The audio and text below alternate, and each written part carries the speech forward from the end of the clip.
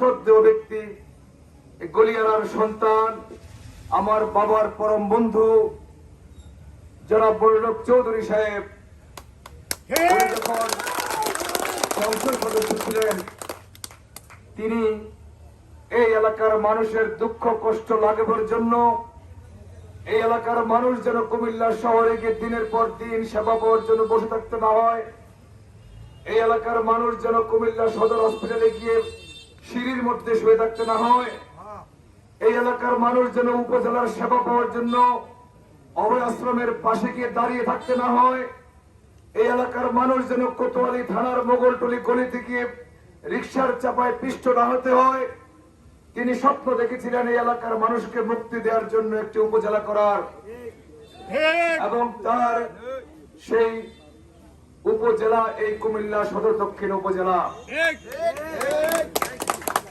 এই উপজেলা বর্তমান যারা ক্ষমতায় আছেন তাদের মতো যদি উনি হতেন, এই উপজেলার নাম হয়তো চৌয়ারা, কিন্তু উনি সেটা করেননি। কারণ উনি জননেতা, জনগণের নেতা, উনি জনমানুষের নেতা, উনি এরকম কাজটি করতে পারেন না। উনি এই উপজেলার নাম দিয়েছেন সদর দক্ষিণ উপজেলা। যেহেতু আমরা কোতোয়ালির বাসিন্দা ছিলাম, অন্তত পক্ষে আমরা যেন ঢাকা চট্টগ্রাম গিয়ে বলতে পারি যে সদর দক্ষিণ, মানে আমরা সদরের লোক, সদরের দক্ষিণে আছি, আমরা সদর দক্ষিণে আছি। কত সুন্দর একটি এলাকা নিয়ে, সে টমসম ব্রিজ থেকে শহরের একটা বিরাট অংশ, গ্রামের একটা বিরাট অংশ, একদিকে শহর, একদিকে সবুজ, একদিকে লালমাই পাহাড়, কুমিল্লার সবচেয়ে মানে বড় বড় সরকারি শিক্ষা প্রতিষ্ঠানগুলো সহ 4টি প্রবাহমান খাল নদী এবং ব্যাপক বিশাল একটি কৃষি জমি, কৃষি মাঠ নিয়ে, ওই রাজেশপুর ইকো পার্ক এরিয়া নিয়ে উনি স্বপ্ন যেভাবে দেখেছিলেন, উনি ছিলেন এই উপজেলার এক এবং মেইন আর্কিটেক্ট বা স্থপতি। তিনি আমাদেরকে দিয়েছিলেন এই সোনার সদর দক্ষিণ উপজেলা। পরবর্তীতে সিটি কর্পোরেশন যখন সম্প্রসারিত হয়, আমাদের গুরুত্বপূর্ণ অনেক জায়গা উপজেলা থেকে সরে যায়। তারপরেও আমরা খুব একটা আশাহত ছিলাম না, আমরা আমাদের বাকি অংশ নিয়ে চলতেছিলাম। কিন্তু একটি স্বার্থান্বেষী মহল, যারা জনগণের ম্যান্ডেট ছাড়া ক্ষমতায় বসে আছে, যারা পরিবারতন্ত্র কায়েমের মাধ্যমে এই এলাকার প্রতিটি পথ তারা আঁকড়ে রেখেছে, সেই স্বার্থান্বেষী মহল এই উপজেলাকে 2 টুকরো করে, আমার এই গলিয়ারাকে দ্বিখণ্ডিত করে তারা একটি উপজেলা বানিয়েছে। তাদের এলাকার নামে লালমাই দিয়েছে, যদিও সেই লালমাই এলাকার এক ফোঁটা জায়গা সেখানে নেই।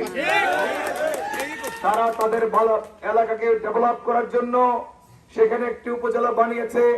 আমার এই এলাকার মোড়ক চৌধুরী স্টেডিয়াম করার জন্য বরাদ্দ করেছিল, সেই বরাদ্দকৃত স্টেডিয়ামটি ওইদিকে নিয়ে গেছে। একটি উপজেলায় সরকারি নীতি অনুযায়ী একটি সরকারি কলেজ থাকতে পারে, সেই বিবেচনায় কলেজটি যখন সরকারি করার দরকার হয়, তারা তখন চৌয়ারা কলেজকে দেখে নাই, সোয়াগাজীতে কলেজ করার প্রয়োজন মনে করে নাই। তাদের বাড়ির কাছে এই উপজেলার এক কর্নারে নিয়ে লালমাই কলেজকে তারা সরকারি করেছে, যেখানে উপজেলার 95% মানুষ যে উপজেলায় যে জায়গায় যায় না। একটা উপজেলায় একটি সরকারি শিক্ষা স্কুল থাকতে পারে, কমপক্ষে একটি সরকারি স্কুল হবে। সরকারের এই পলিসি বাস্তবায়নের যখন দরকার হয়েছে, তারা তাদের বাড়ির পাশে সেটা করেছে। তারা ওই যে কি বলে বাগমারায়, যেটা এখন তাদের লালমাই উপজেলায় চলে গিয়েছে। আজকে অত্যন্ত দুঃখের সাথে বলতে হয়, মনিরুল চৌধুরী স্বপ্ন দেখেছিল সদর দক্ষিণ উপজেলা, বাস্তবায়ন করেছিল সদর দক্ষিণ উপজেলাকে, যে উপজেলায় ছিল ইউনিভার্সিটি, কলেজ, অসংখ্য সরকারি প্রতিষ্ঠান, কত সুন্দর প্রত্নতত্ত্ব এলাকা, লালমাই পাহাড়, একদিকে পাহাড়, একদিকে নদী নালা, একদিকে খালবিল, আরেকদিকে শহর, আরেকদিকে সেই পূর্ব দিকের পাহাড়। আর তারা এই উপজেলাকে ছিন্ন ভিন্ন করে, এই এলাকার ইতিহাস ঐতিহ্যকে ধ্বংস করে, এই এলাকার কৃষ্টি কালচারকে ধ্বংস করে, সবকিছুকে অস্বীকার করে তারা তাদের বাড়িঘর উন্নত করার জন্য ওইদিকে আরেকটা উপজেলা করেছে। অথচ উপজেলা করেছে কিন্তু সেখানে তাদের পরিবারের আরেকটি কনিষ্ঠ সদস্যকে সেখানে ভোটবিহীন, ভোট ছাড়া, ভোটের নামে প্রহসনের মাধ্যমে সেখানেও তারা ক্ষমতায় বসিয়েছে।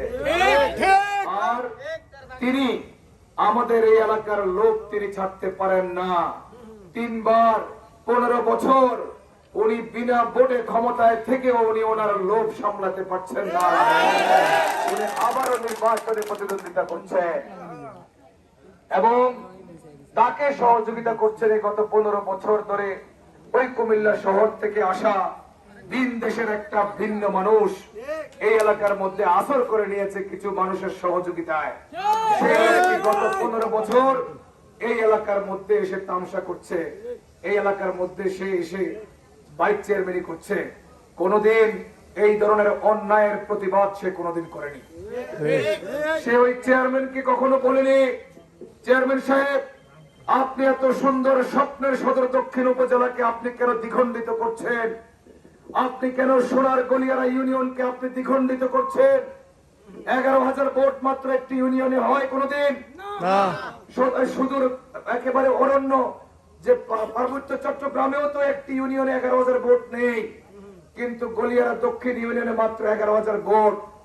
আজকে যারা মেম্বার হইতে পারবে না তারাও চেয়ারম্যান হওয়ার স্বপ্ন দেখে।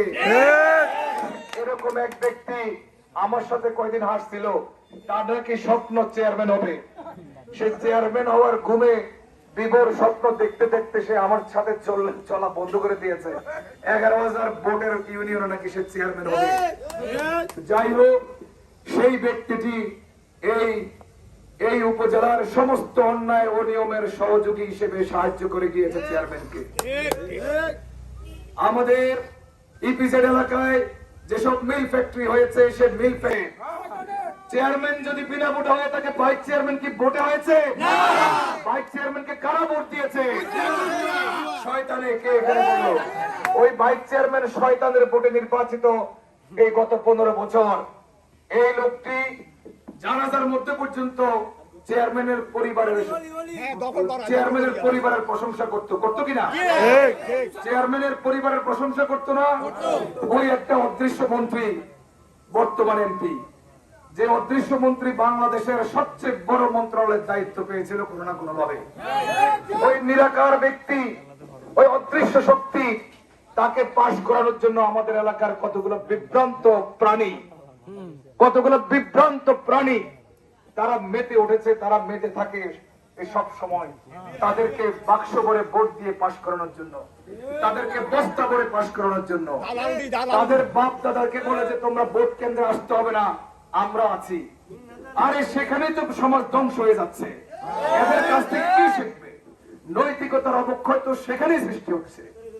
একটা মানুষ যদি তার নীতির সাথে সে কম্প্রোমাইজ করে, তাহলে তার কাছ থেকে ভবিষ্যৎ জেনারেশন কি শিখবে? সে কিভাবে শিক্ষিত সমাজ গঠন করবে? সে কি পারবে? এই লোকগুলো পারবে মাদক মুক্ত করতে এই সমাজকে? তারা আবার মাদকাসক্ত দ্বারা হত্যা যখন হয় তখন সেখানে এসে মানুষকে উস্কে দেয়, আর তারা তাদের গাড়িতে মাদকাসক্ত নিয়ে ঘুরে কিনা? এই দুইজন একই নায়ের মাঝি, একজনের দোসর আরেকজন।